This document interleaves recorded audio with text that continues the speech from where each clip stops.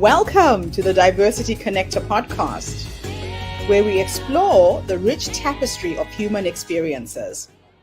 I'm your host, Gertrude Mache, and I'd like to acknowledge the traditional custodians of the country on which we meet today.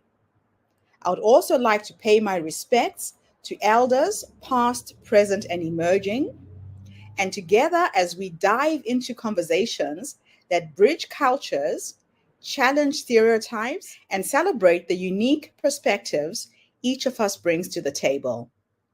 Each episode is a journey through stories and insights from a kaleidoscope of voices, each sharing their colorful narrative.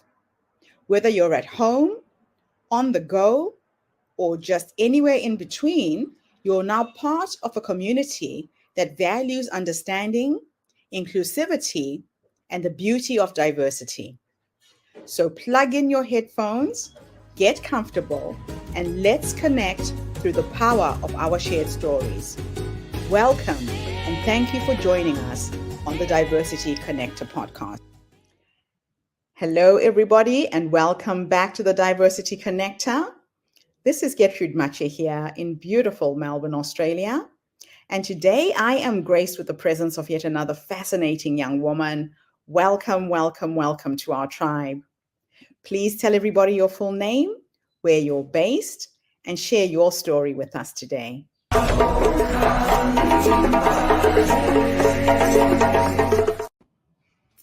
everyone. My name is Megan Tuck. I'm currently situated in Toronto, Canada. I am currently the executive director of an angel investment group called York Angel Investors. This is not the end of my story, and this is not the beginning of my story. I come from, multiple backgrounds. I did my education at Western University here in Canada in London, Ontario. I did my bachelor's degree in psychology and my master's degree in sociology. From there, I did a lot of community work. And to be honest, I always wanted to go to law school. For years and years when I was younger, it was always law school. And I came to the realization one day that that's not for me. It wasn't going to be for me. I liked the law, but I didn't like the job. And the reality is you have to pick something that you're going to wake up every day and absolutely love. And I decided that it's not for me. And so I set out on a journey to decide what is for me. And I'm someone that's always been told, she's outgoing. She likes to talk. I hear that a lot. Friendly, we'll talk to everyone, make connections and so forth. And I still didn't know what to do with that. I'm a creative person, and nobody ever introduced me to the idea of having my own business and entrepreneurship and investment in what this looks like. And I've realized in my current role that a lot of people actually haven't been introduced to that either. I was at a conference in January 2024, so just last month. And, we were on a panel, a bunch of us. It was a women's panel, but, the event was not a women's event. And coming from a background where I began my career in education consulting, I really found my heart and my home in education. And from there, I started working in the realm of intimate partner violence and working for the universities to help kind of transition their courses. And from there, what I've realized is you always have to be strong and you always have to be there for yourself. I've worked with many, many women, and from what I've learned and what I've understand is that we need to support each other.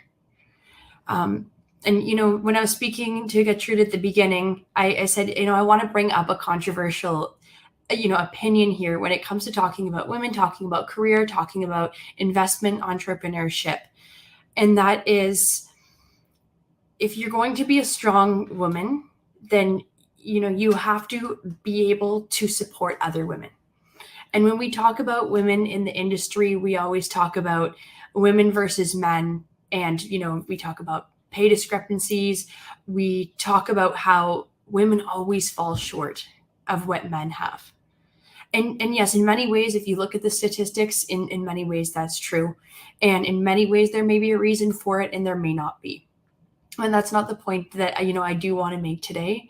The point I want to make today is that nobody talks about how women block opportunities for other women. And by that, I mean, when we're in a room, there could be 20 people sitting at a board table. In my recent experience, I don't find it's the men speaking over me. I don't find it is the problem, of not having an opportunity that a man has in the room. But I do always feel, or not always, that's a bad word. I have in, a lot of cases felt tension between, other women and what that, kind of looks like, right? And, why do they have something? Why do I have something? It always feels so competitive. Instead of saying, we all have an opportunity. You can have this piece, I can have this piece, you have this piece, and let's work together. And I think that's something that, we really need to work on as a group of women. I've met amazing women in this ecosystem, and in this world where they're here to support, empower, protect, and promote. And to those women, I say thank you, and I hope that I can consistently give back to younger women, older women as well. But I think we need to start looking at what it means to actually support each other and not rely on external sources or opportunities to be able to lift women up in this world. So that's one of the first points. And I think at the foundation of everything, is education. And that's why I brought up education at the beginning. A lot of the issues that we see can actually be solved with understanding how to approach it. So being educated on what the problem is, on being aware of how to communicate, how to approach different, situations, and where to promote yourself and give yourself an opportunity, and where promoting yourself actually steps on the opportunities of somebody else. A mentor of mine, he once said to me, there's ladder builders and there's ladder climbers in this world. And in life, you have to be both. So you have to be someone that will build the ladder and pull people up the ladder with you. And that could look like being a manager of a team and, bringing your team up. And that could look at, actually building the ladder to get ahead. And, I've always kept that in my mind, because there are definitely times where, you need to look at what the opportunity is for yourself or your company or, your organization, your family, whatever it might be, and really push that, forward. And then there's times where there are people, and that could be a teacher-student relationship, that could be a founder-investor relationship, where you need to uplift the room, you need to create that opportunity. And that's one way that, I try to make a conscious effort all the time. And this is regardless of, race, culture, gender, sexuality, whatever, throw that all out the window. That is, if someone's working hard, they are passionate, they have a good heart, why not have them take a big slice of the pie as well, right? There's enough opportunity, there's enough love in this world to go around. And I really do believe that begins, with education, knowing where the opportunity is, giving it, and so forth. If we're going to move, on into education, because it's a topic I absolutely love. And back to the conference where I was speaking, I made a point that I didn't even know I had in me, if I'm going to be honest. And that point was when we ask children in kindergarten, so we're talking 4, 5, 6 years old, what do you want to be when you grow up? Why is nobody standing there saying, I want to be an entrepreneur, I want to create my own opportunity, I want to be, a superwoman, a superman, maybe they'll say that, but I want to make something of myself. And so this has been something that I've been working on, starting to work with school boards, starting to work with investors, entrepreneurs, to give opportunities to people at a younger age, to empower them to create an opportunity in this world. Because I think the world is set up for us to fail in so many ways. You can get fired from a job, you have no control over your finances, We've got high interest rates and so on and so on. But one thing that you can control is creating your own opportunities and opening doors. And, with that said, I've met many amazing people in the world and in the ecosystem that start to say, that's a really good point, right? Why is nobody striving from that? Why do we not believe in ourselves? And, with that point, I know we have about a minute left. I'm looking at merging the gap that we see and I don't know how it is around the world, but in Canada, we're seeing a really old population and a really young population. Old population's got a lot of money and young population has got a lot of tech savviness to them. And being able to bring them together with what they can bring to the table, to celebrate our differences, to celebrate the diversity, bring those skills. And so in my role, that looks like bringing young people with knowledge on new technologies, like really what is artificial intelligence? When you put on a VR headset, what does that look like? And merging people with money and wisdom and experience and bringing them into the same room and creating opportunities. And so with that said, thank you very much. Wow, Megan, you've touched on so many things that are pivotal in any entrepreneur's life. As you know, I'm all about women's empowerment, lifting women up, sharing resources, ideas, and collaborating. And since I went back into the business world at the age of, I'm now 58, I have experienced exactly what you're talking about. Now, as women, we naturally have an instinct to nurture, to take care of. Why do you think this is happening? Why do you think women are feeling threatened and not wanting to bring more of the same to the table? I think part of it has to do with the narrative that we grow up with, right? Like we're always kind of told, women are the feminine ones and they're the passive ones, right? And I think you embody that through generations.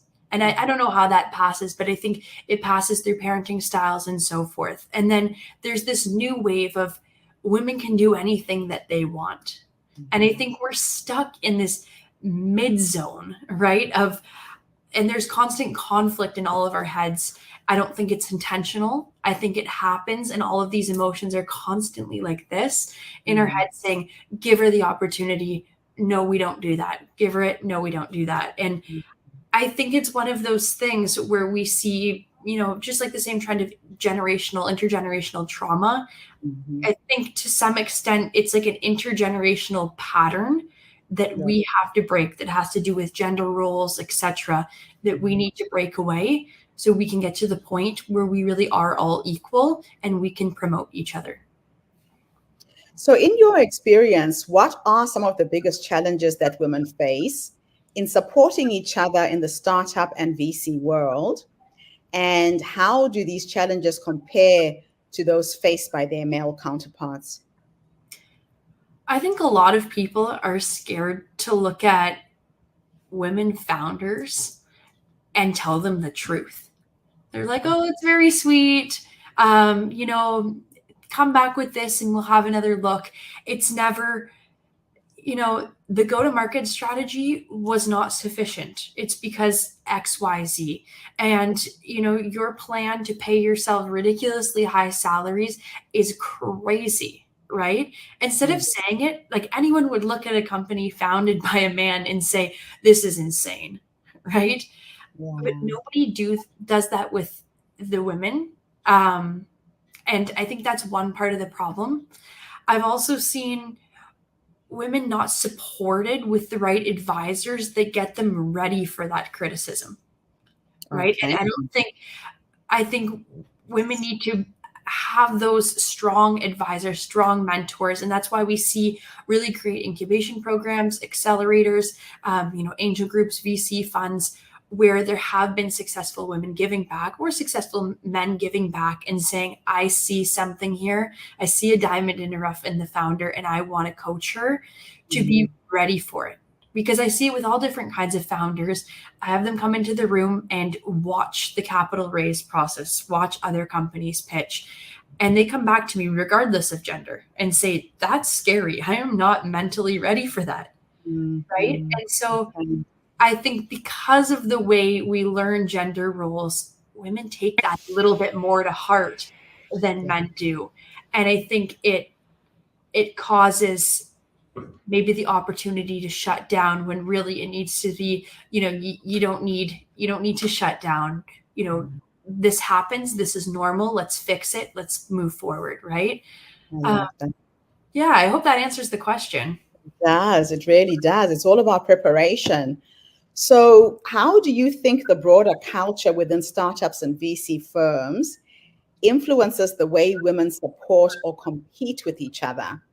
And are there any systematic changes you believe could foster a more supportive environment? Yeah. Again, this might be a controversial opinion, and I love all of the events that we see being held for women. I think that's amazing. But part of me is like, why can't we be in the same room with the men? Why can't we be competing on the same stage?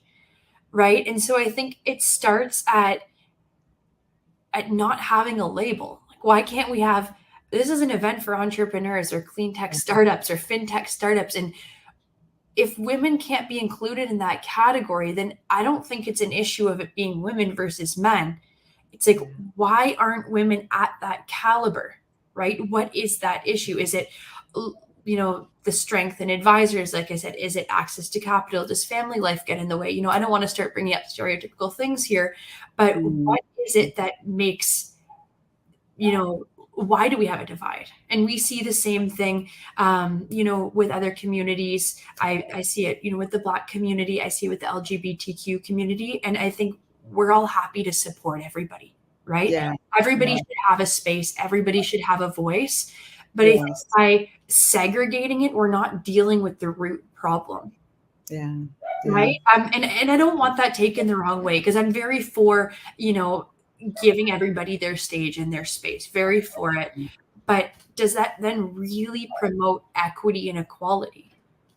And if it doesn't, it's working against us. So reflecting on your personal journey of becoming an executive director for York Angel Investors, did you encounter situations where you felt a lack of support from other women? And how did you navigate these situations? Interestingly enough, and I've heard from a lot of people in the private equity, sphere of finance, investment banking, all of those, I guess, male-dominated industries. Believe it or not, I found the women in this industry, in this ecosystem, to be the most supportive. And believe it or not, in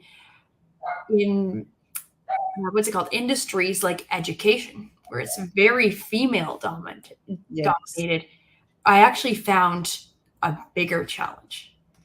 And this is where I started asking the question, is it really women versus men, or is it actually women versus women? I'm happy to be proven wrong. If someone wants to do a video telling me that, a response video, that's fine. But I do find in this ecosystem, I sit around a table with women and I'm like, tell me what you're doing. That's amazing. Can we collaborate? Can we work together? How can we host an event? Can you promote mine? And it's yes, yes, yes, yes. Right. So I haven't had that experience in recent times. Right. There definitely has been situations before where I said, why are we, getting into this drama and this mess? And, she said this and this happened, when really we're all trying to work towards the same goal. Same thing. Yeah. Yeah. So despite the challenges, there are certain instances of women empowering each other to succeed in this space. Can you share a memorable experience where you witnessed or you were part of women supporting each other in a significant way?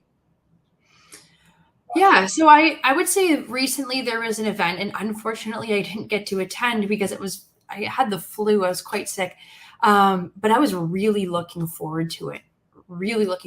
And it was an event created by women, hosted by women, to support and give back women. Okay.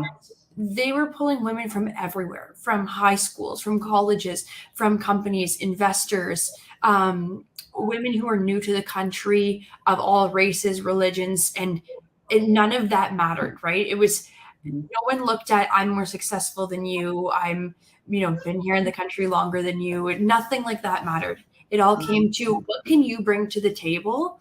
What do Yes. you need and what can you bring to the table?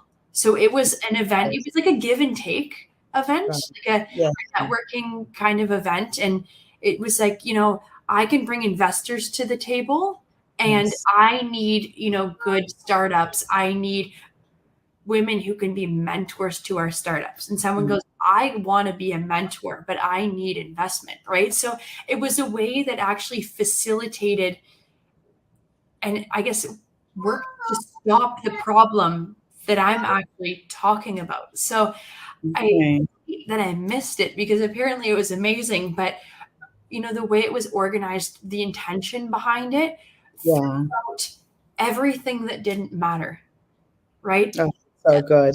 And only brought to the table of how can we support and uplift each other.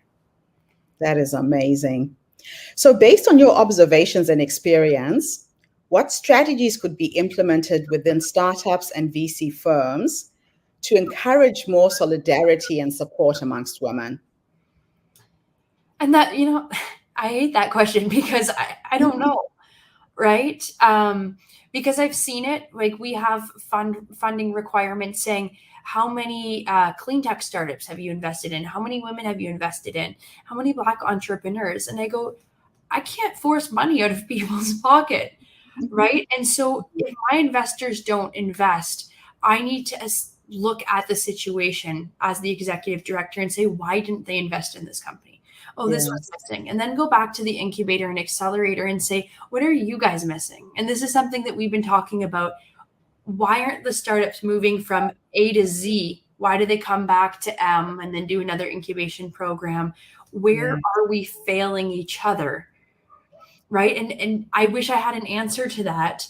But my answer is, it's more foundational in nature, in my opinion, than just saying, you know, we need to, when someone messages you on LinkedIn or when someone needs funding, to say that you'll help.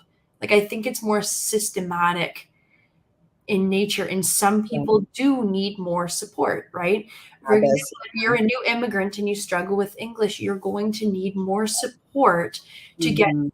to where someone is that, might be born in Canada, speaks English, this level of support. And I think that brings you back to the equity versus equality debate, Mhm. right? Yeah.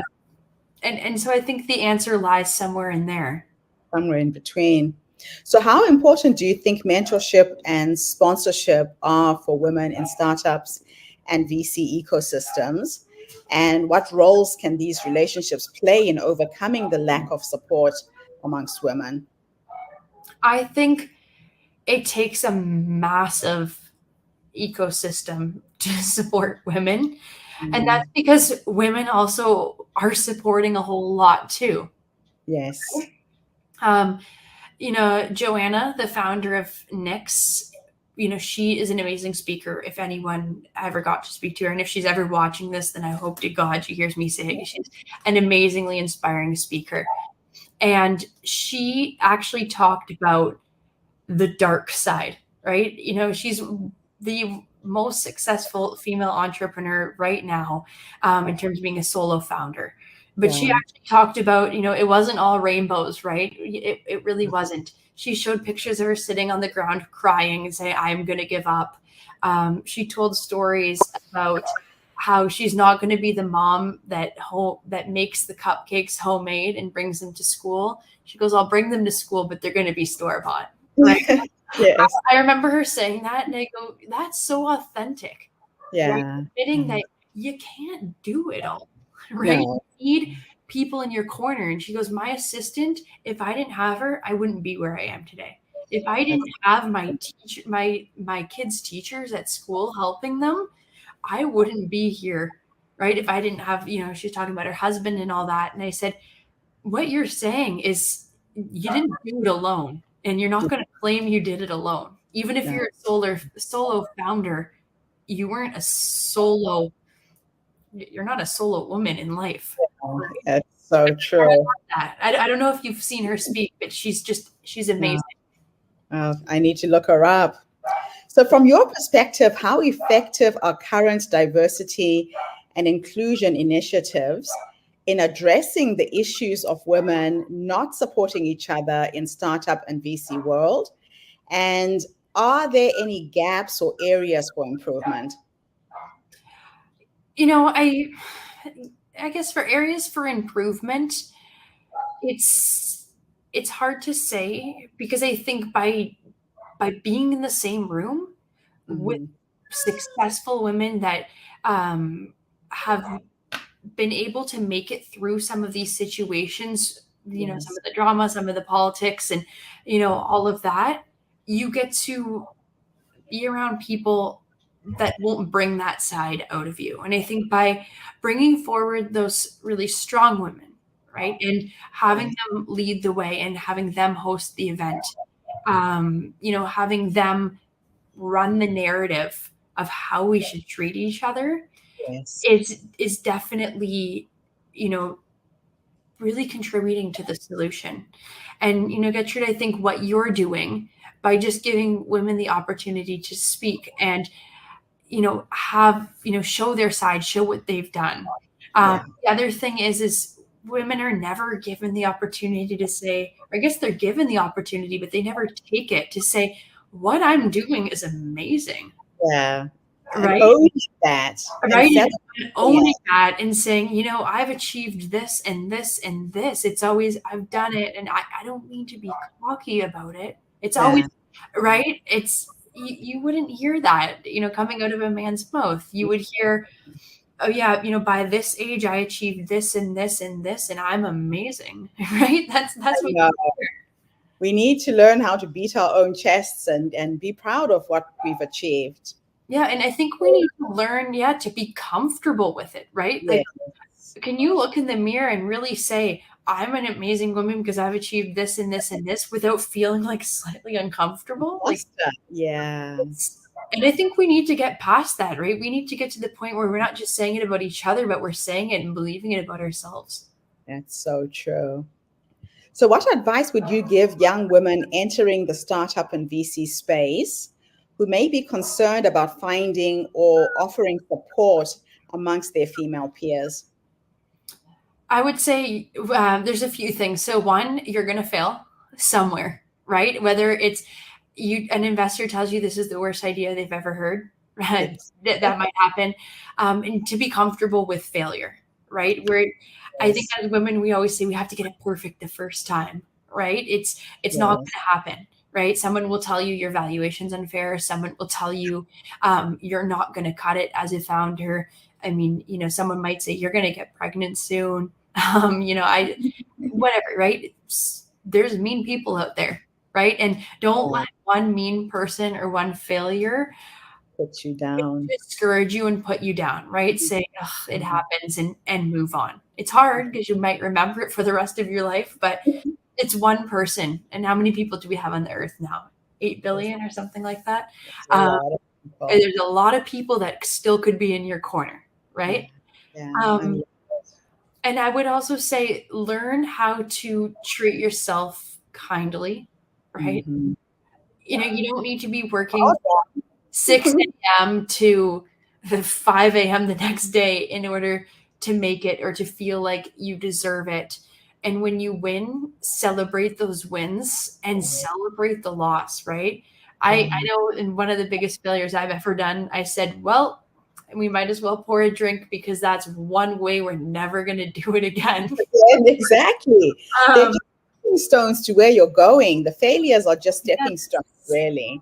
They're stepping stones, and you're not going to get somewhere overnight. And so I think that would be my advice. And don't let anybody take away your shine, right? And never. Yeah. I love it. Okay, now let's talk about your investment philosophy. So Megan, you navigate the intricacies of angel investing and fostering growth within startups. Can you share with us your personal investment thesis? And how does this philosophy guide your decision in selecting companies and founders to invest in, especially considering that the dynamic and diverse landscape of the startup world?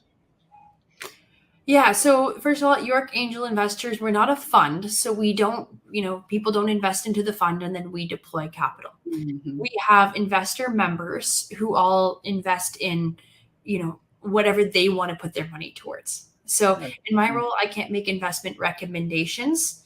But what we do as a membership is we decide, what does majority of the members want to invest in? And we find the best deal flow, the best founders based on a checklist that we've put together as a group. And so we are an industry agnostic group. We do kind of focus a lot on health tech and clean tech. We do some hardware companies, a lot of AI software, SaaS companies as well. We support everybody. So, whether you are gay, you're a woman, you're a man, you're black, you're white, whoever it is, that's not something that we look at. We don't look at education history, but we do look at coachability, right? Okay.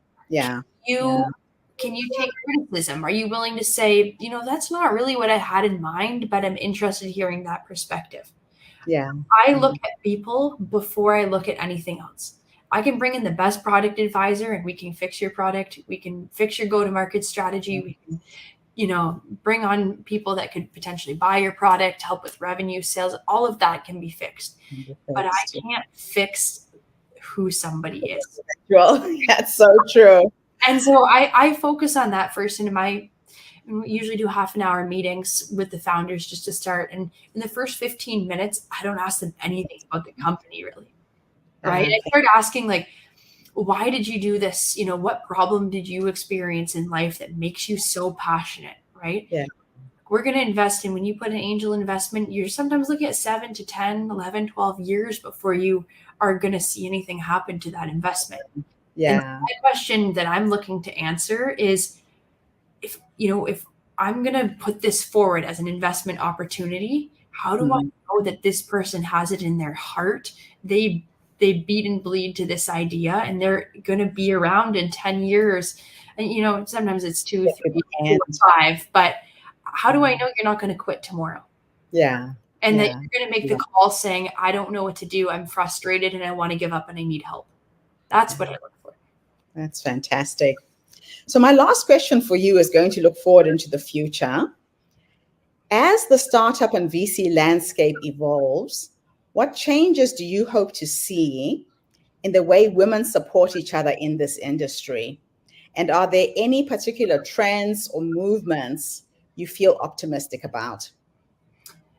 Yeah, I feel really optimistic about seeing more women say, I can do this, right? That's crazy, right? And I saw something online and it said, I'm going to start my own company because worst case scenario, I'll be working a 9 to 5, which is the reality for most people. Yes. Right. And true. It kind of hit me and I said, yeah, it's not like I'm going to go broke and you're not going to let yourself get to that point, right? You'll still be reasonable.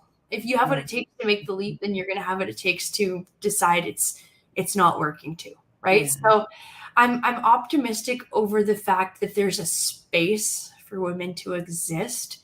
Yes. In the ecosystem. We're seeing that. We're seeing, mentors and advisors. I'm starting to see way more women come into angel groups, more women come into the executive roles, right? So yes. I like to see that, and I'm optimistic about that. And I'm optimistic about the strength in women's voices now. Okay. And Sheryl Sandberg, her book, Lean In, I think she talks about this, right? Where, to have a seat at the table is not enough. You got to use your voice too. Right. Yeah. And so I think we're seeing that happen now, right? No one's scared anymore to put up their hand and say, I disagree with that, or I think that's amazing. Right. So I'm very optimistic about that. And just the general dispersion. One thing that I still don't like to see is when you see these big tech conferences, you see women in tech. I go, why does it have to be in the back corner? Why can't we be in the middle too? Right? And I get the intention behind all of it is very well intentioned. Yeah, I get it. But I think let's all exist on the same stage I is love what it. I want to say. Thank you so much, Megan. It's been an absolute honor and a pleasure talking to you today, getting into your head and getting your insights. And thank you for highlighting the experiences that you've had and that women are having in the startup and VC world as well. Thank you. Yes, you're very welcome, and thank you so much for having me. It's such a pleasure to be part of this project, and really, I really want to be here to support women. So, if there's any questions or comments, or you want to connect, I'm always here, and I'm always here to help. So, please do reach out. Fantastic. And I reached out to you on LinkedIn. You responded. So if anybody's wanting advice, support, find Megan on LinkedIn. Absolutely amazing to have had this interview. Bye for now, everybody. Diversity Connector is bringing you voices of dynamic people from all over the world. Tune in again tomorrow when I interview yet another amazing guest. In the meantime, have a fantastic day, morning, or evening, wherever you are in the world, and bye for now. Thanks again, Megan. And Thank that's a you. wrap, everybody, on today's episode of the Diversity Connector podcast. Thank you for tuning in and being part of our vibrant and global conversation. I'm your host, Gertrude Mache, and it's been an honor to share this space with you, where voices from all walks of life come together to weave a tapestry of diverse perspectives.